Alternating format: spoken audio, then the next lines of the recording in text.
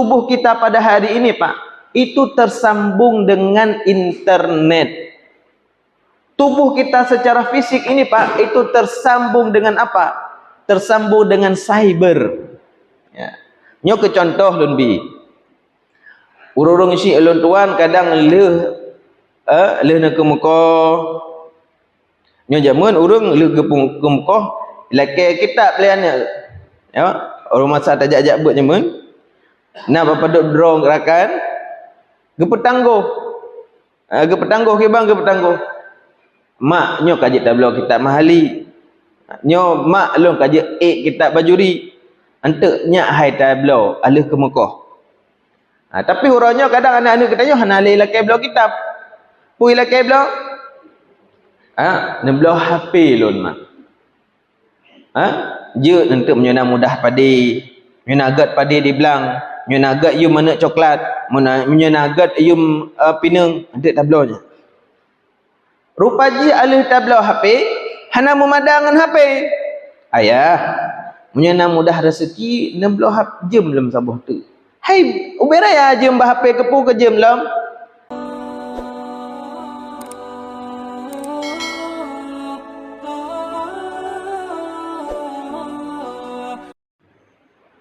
Bismillahirrahmanirrahim. Wa sallallahu ala Sayyidina Muhammad wa ala alihi wa sahbihi wa sallam.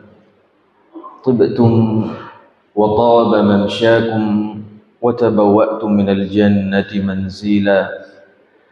Assalamu alaikum warahmatullahi wabarakatuh.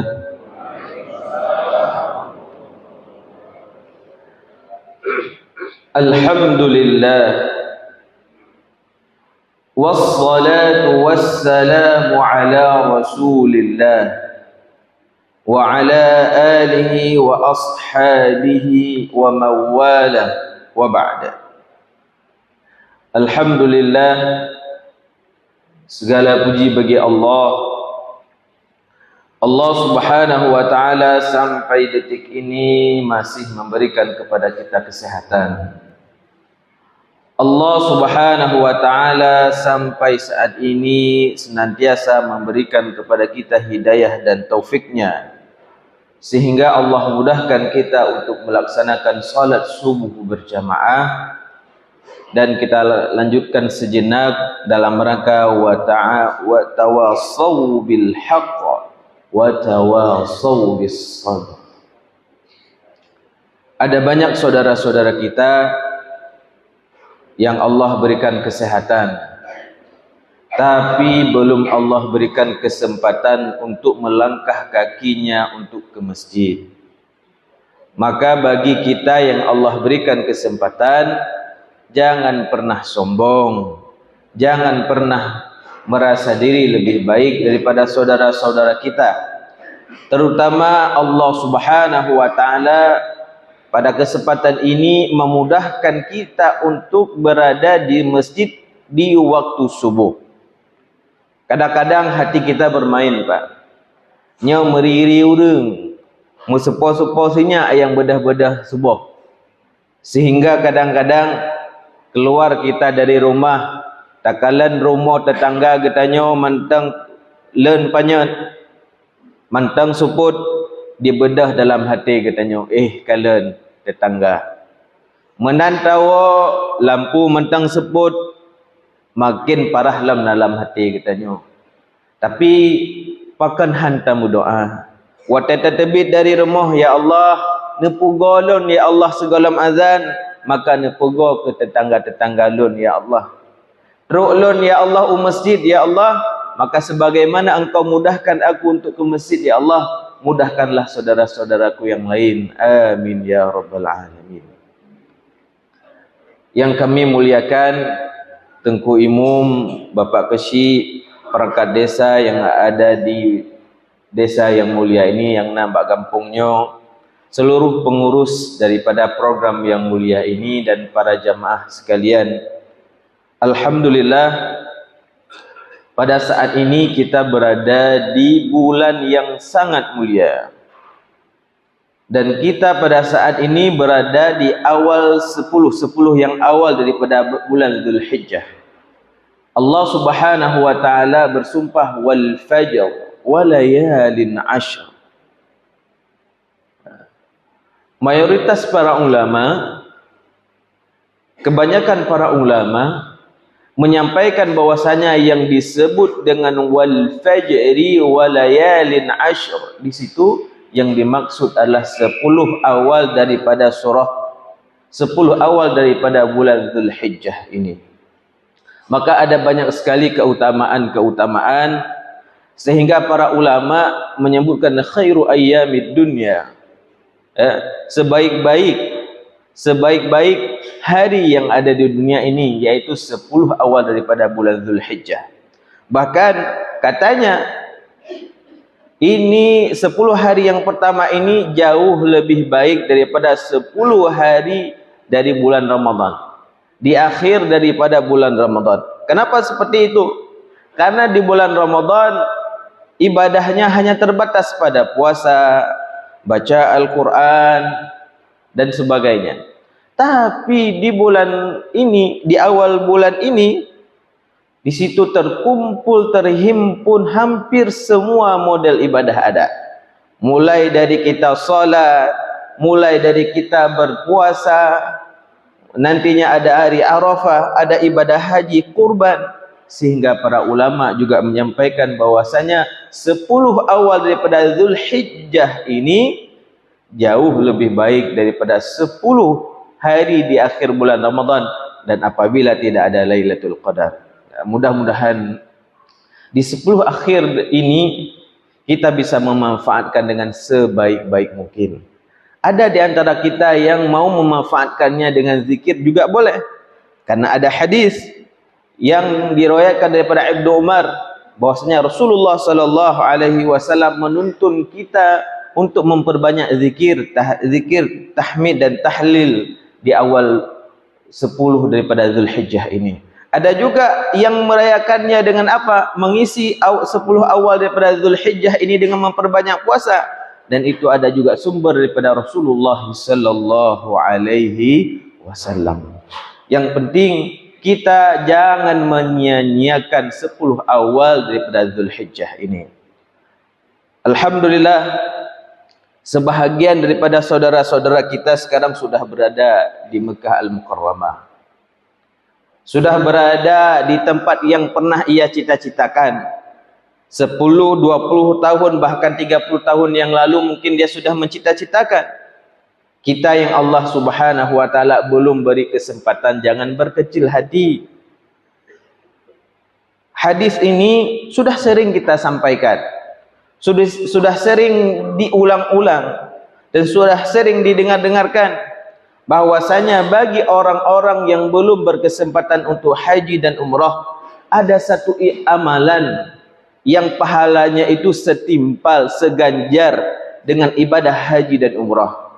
Rasulullah sallallahu alaihi wasallam di dalam sebuah hadis yang diriwayatkan daripada Anas bin Malik disampaikan bahwasanya man shalla subha atau man shalla al-fajr summa qa'ada, man shalla subha atau man shalla al-fajr fi jama'atin thumma qa'ada yadhkurullah hatta tatlu'a asy-syams thumma shalla rak'ataini kanat lahu ka'ajri umratin wa hajj tammah sampai 3 kali Rasulullah sallallahu alaihi wasallam mengulangnya. Barang siapa yang salat subuh berjamaah, selanjutnya dia duduk berzikir sampai terbitnya matahari, kemudian ia lanjutkan dengan solat 2 rakaat, maka pada saat itu Allah Subhanahu wa taala ketika terbitnya matahari dia solat 2 rakaat, Allah Subhanahu wa taala akan memberikan pahala haji dan umrah secara sempurna. Hadis ini sering kita dengar, tapi kadang masih susah untuk kita kerjakan. Mudah-mudahan dengan sering diulang-ulang oleh para khatib, sering diulang-ulang oleh para da'i, sering kita dengarkan dari mana saja, mudah-mudahan ini kita bisa kita amalkan dan kita insyaallah semuanya diberikan pahala haji dan umrah. Amin ya rabbal alamin. Sidang jamaah subuh yang dirahmati Allah Subhanahu wa taala. Pada kesempatan ini saya pribadi ingin mengajak saya pribadi dan kita semuanya untuk merenungi ada satu kalimat, Pak. Bukan ayat Al-Quran, bukan hadis, dan juga bukan perkataan para ulama, tapi perkataan para pejabat pemerintahan kita. Beberapa tahun belakangan ini, Pak, pada tahun yang kaulikotnya, mungkin kita sering mendengar rok pejabat ugampung katanya, atau tak buka TV, tak nonton bak YouTube, ya. Mereka sering mengatakan apa? Bapak-bapak yang dirahmati Allah, pada hadirin semuanya, kita pada saat ini sudah berada di era revolusi industri yang keempat. Nanti dengar? Ya. Dan itu didengungkan, diulang-ulang oleh para pejabat kita. Terserah masyarakatnya paham atau tidak. Terserah lawan bicaranya itu paham atau tidak. Bahkan kadang-kadang untuk tampak keren, nak merihayu, tak pegah, lentuan kita semua sudah berada di era revolusi industri yang keempat. Guru kita sudah membangun pesantren, akan membangun, insya Allah Ustaz Amri Fadmi akan membangun pesantren peradaban 6.0. Tapi kita jangan bahas ke arah sana dulu. Ini revolusi industri yang keempat. Maka sedikit gambaran, nyo lo ulang, nyo salah hati, nyo naguro grand dan tolong pengat. Apa yang disebut dengan revolusi industri yang keempat? Yang pertama, ketika manusia pertama berhasil menciptakan mesin uap. Ketika pertama manusia berhasil menciptakan mesin uap, itu pertanda bahwasanya manusia memasuki era revolusi industri yang pertama. Selanjutnya, ketika manusia berhasil menciptakan mobil. Ketika Ford berhasil menciptakan mobil, itu pertanda bahwasanya manusia sudah memasuki era revolusi industri yang kedua. Saking mengherankan, Pak, dulu orang ketika diciptakan Ford, karena dulu sebelum ada mobil, orang terbiasa pergi jarak-jarak tertentu naik kuda. Watai di pedang otok, jamun urung mantang gebi gak kahumpun lemau.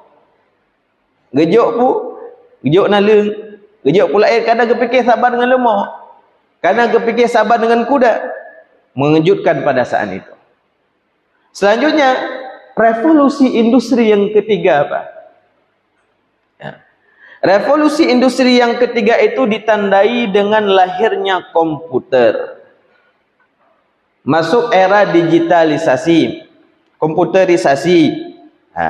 Maka yang pertama, revolusi industri yang pertama ditemukannya mesin uap.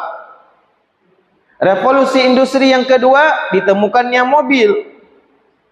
Revolusi industri yang ketiga ditemukannya komputer. Dan sekarang, Bapak, untuk kita Indonesia, kita berada di era revolusi industri yang keempat. Apa pemahaman sederhananya? Atau apa yang dimaksud dengan revolusi industri yang keempat ini, Pak? Di mana kelanjutan daripada revolusi industri sebelumnya, yaitu setelah ditemukannya komputer. Pemahaman sederhana daripada revolusi industri yang keempat itu adalah ketersambungan kita secara fisik. Tubuh kita nyonyo, Bapak, tubuh kita pada hari ini, Pak, itu tersambung dengan internet. Tubuh kita secara fisik ini, Pak, itu tersambung dengan apa? Tersambung dengan cyber. Ya. Nyo ke contoh lunbi. Urung isi elon tuan kadang leh nak ke muka. Nyo jamun urung leh ke muka. Laki kitab beliannya. Ya, orang masa tajak-ajak buat jamun. Nah, bapa duk drong gerakan. Gepetangguh. Gepetangguh ke bang, gepetangguh. mak nyo kaji tablo kitab mahali, nyo mak long kaji kitab bajuri, ante nya hai tablo alih ke Mekah. Tapi huranya kadang anak-anak kita nyo hana alih lakai belo kitab, pui lakai belo neblo HP lon mak. Je nanti menyana mudah padi, menyana agat padi di belang, menyana agat you mana coklat, menyana agat you pinang, nanti tablonya. Rupa ji alih tablo HP, hana memadang dengan HP. Ayah, menyana mudah rezeki, 16 jam dalam sabuh tu. Hai, ubera ya jam bah HP kepu ke jam lam. Ada yang disebut dengan smartwatch. Jam yang dipakai oleh Nemit itu tanya jam digital. Ya. Jam digital itu Pak, itu bisa mendeteksi setiap pergerakan dari tubuh kita. Urang lewetnya akan mulai sadar untuk hidup sehat. Sehingga dalam si uro kadang-kadang dihitung peduk bawah tapak na lu melangkah orangnya. Dumna jauh kah?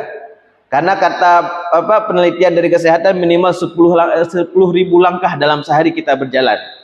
Sehingga apa? Terdeteksi dengan itu. Sederhananya Pak, gerakan kita, pergerakan kita, gerak-gerik dalam tubuh kita pada hari ini tersambung dengan internet. Ini pemahaman sederhana sekali. Kalau orang tanya atau mendengar natruk pejabat, menyatruk Pak Jokowi dalam kena OPD gepegah, Masya Allah kita sudah berada di era revolusi industri. Itu maksudnya Pak. Salah satu maksudnya adalah ketika internet itu sudah tersambung dengan tubuh kita. Lalu apa manfaatnya kita sampaikan di khutbah ini Pak? Di ceramah ini Pak? Di mimbar-mimbar keagamaan, apa fungsinya? Bahwasanya revolusi industri yang keempat ini telah mempengaruhi tatanan hidup kita. Bahwasanya revolusi industri yang keempat ini telah membuat gaya hidup yang baru Pak. Dan kita harus sadar. Kita sadari atau tidak, kita akui atau tidak, bahwasanya kita sekarang berada di era revolusi industri yang keempat. Saudara-saudara kita yang ada di Jepang, mereka sudah tidak laku lagi dengan istilah ini. Mereka sudah apa? Masyarakat society 5.0. Ya, 5.0 mereka. Kita masih 4 dan belum pun masyarakat kita semua paham. Contoh sederhana Pak. Bagaimana era revolusi industri yang 4 ini itu berpengaruh dalam tatanan hidup kita pada hari ini. Nyot tabuh contoh ke anak-anak mit ilai. Nanti baru tabuh contoh tanya orang tua. Ya. Anak mit orangnya Bapak. Anak-anak kita hari ini kan kita berikan HP. Jamun menyotawa gampung hok kasihnya hana su sagai. Ada yang nak bunuh segala belum manggun belum payun. Gepayun lele runsik, gepayun leka di. Gepayun le ane. Sehingga hotel kalan lam ayun tengut. Tapi anak-anak mi orangnya anak hoi ka alalo ngahapi. Lam sago ji. Lam kama. Kadang-kadang nasid pat ho kasihnya hana deh. Na lam ayun, tak kalan lam ayun dengan HP. Betul lam ayun tapi dengan HP. Anak-anak kita Bu, Bapak, kadang belum sampai pada umur 2 tahun, kita sudah memberikan HP kepada anak-anak kita. Dia belum bisa menulis. Umur di bawah 2 tahun belum bisa menulis. Belum bisa membaca. Tapi anak-anak sekarang itu dia kecepatannya sangat untuk menjiplak, mengikuti itu sangat cepat. Bahkan karena urang si, karena mak dengan ayah haji ti urang gemat HP. Sehingga carang katanya urang si tak pegat kode. Carang katanya urang si tabuh password. Lebih carang ji lah. Tiklat mata kalian kerja ni. Dibuka. Lalu begitu anak kita membuka HP Pak. Ji kalau menjadi ditulis. Ji Hawa ini nonton Doraemon maksud. Hawa dina nonton Pokemon. Hawa dina nonton Upin dan Ipin. Hawa dina nonton salawat. Kiban cara? Karena di handphone kita pada hari ini Pak ada Google. Di Google itu model atau gambar kalian gambar mikrofon. Ya. Bak gambar mikrofonnya, ji tinggal ditegan matang. Tok tegan. Doraemon. Dalam detiknya itu bit. Dalam detik itu juga keluar. Apapun yang dia inginkan, Pak. Selama orang tuanya itu masih punya paket internet. Dia tekan. Dan setiap harinya, tip oro anak kitanya diservis.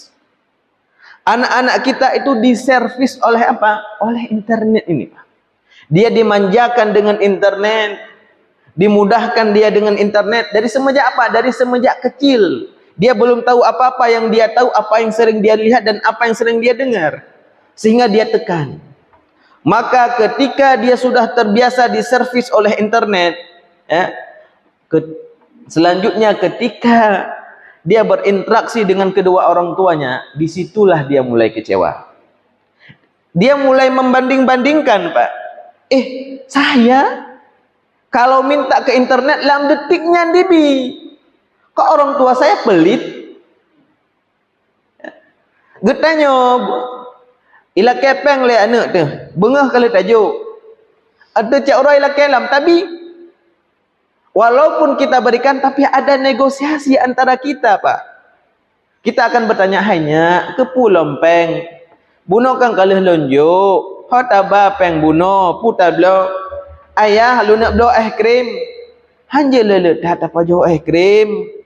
Tarik hat uro lawitnya. Nak, gak boleh banyak-banyak makan es krim. Kenapa? Es krim itu pemanis buatan. Kalau adik mau makan yang manis-manis, makan buah. Makan bahan-bahan lain yang manis, yang bukan pemanis buatan, enggak apa-apa. Enggak boleh banyak. Ada negosiasi. Nah tulak tarik antara tanyongan anak. Maka anak mitnya mulai dipebanding-banding. Lon lebih cinta lon ke internet. Kayaknya internet ini, HP ini jauh dia lebih sayang kepada saya ketimbang orang tua saya. Apapun yang saya minta tanpa filter, tanpa ditahan, diberikan oleh internet. Tapi bapak saya belum tentu memberikan, ibu saya belum tentu memberikan. Maka secara psikologis, anak-anak kita itu sudah dibentuk oleh HP ini. Sadar atau tidak sadar. Maka nekalan ke anak-anak kita tantrum. Kenapa ketika anak-anak kita tidak mendapatkan apa yang dia inginkan, dia tantrum. Dia marah berlebihan, Pak. Cara nganemitnya menjanjan si dipreh katanya apa jan? Wate truk jame. Wate truk jame kah mungkin han tajuk imruneng. Monyo gejino kamu pom bahin muruneng kedi. Abah gule-gule labai kedi. Paling gule 2 jam. Alihnya kahet dengut. Bagaimana hari ini, Pak? Kalau kita tidak menyadari itu, sampai kapan kita biarkan generasi kita ini rusak? Ini sederhananya pemahaman yang terjadi atau apa yang terjadi pada anak-anak kita pada hari ini. Maka getanyo harus careng. Getanyo tapurno anak-anak getanyo. Nak, tak pegah haji anak, kita sekarang di era revolusi 4.0. Anak mau pom. Bila tak jelaskan tak pegah mentang HP anak mau pom. Kita ajarkan kepada anak-anak kita. Ketika sekarang internet memberikan apapun yang ia berikan, maka emosi anak kita pada saat ini harus dilatih, Pak. Tidak semua apa yang dia inginkan sebagaimana diberikan oleh internet tersebut harus diberikan. Tidak semua anak yang kita inginkan itu bisa dipenuhi. Tidak bisa. Maka ini perlu menjadi pemahaman bersama kita pada saat ini. Nyan contoh ke anak mi. Menansi getanya orang tua. Kabiasa orangnya tak buka HP, pupu yang perlena. Menan tawa rumah, tak buka sange. Tak buka, hana sepuna. Sedangkan kita sudah terbiasa, keluarlah kata-kata yang tidak baik. Kita juga mulai membanding-bandingkan. Kita kadang tidak sadar hari ini, Pak. Ini tebit kata-kata, oh tamayu baurinang, hai mai. Tacok baje siat. Gaknya tengah gerah anu. Tengah gebibu anu. Pajang kita mengiak cok baje getanyo atau tampres siat. Tapi karena kita sudah terbiasa diservis oleh internet, Pak. Sehingga tidak sabar kita itebit bahasa-bahasa yang tidak layak untuk istri kita. Begitu juga istri sebaliknya.